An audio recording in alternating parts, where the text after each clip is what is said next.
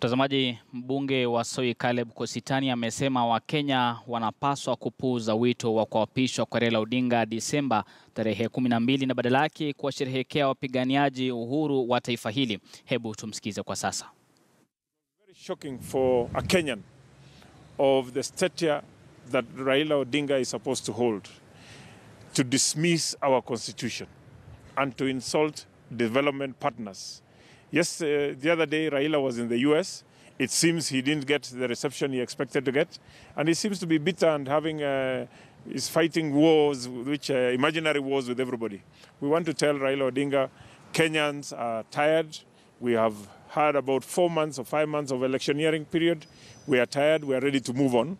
We are going on about our business. It is time to rebuild the nation. There will be another election in 2022.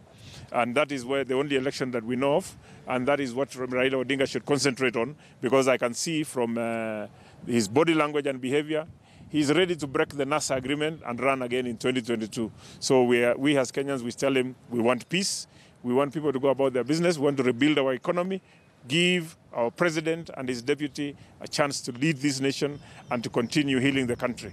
If you are desperate for power, please do not ban this country. We will empathize and we sympathize with those who lost their lives because of you calling them out to demonstrate. And you cannot blame anybody. And I like what Raila said yesterday. He actually recognized that we have a government in place. When he was at the city mortuary with his crocodile tears, with the other people removing the bodies, he said that the government should compensate these people. I don't know which government he meant, whether he meant Uhuru Muigai's government, which is in place, or a government that is imaginary. But we want to know that he recognized the existence, that there is a government in Kenya led by President Uhuru Kenyatta and his able deputy William Ruto, and that Raila should respect the government in place.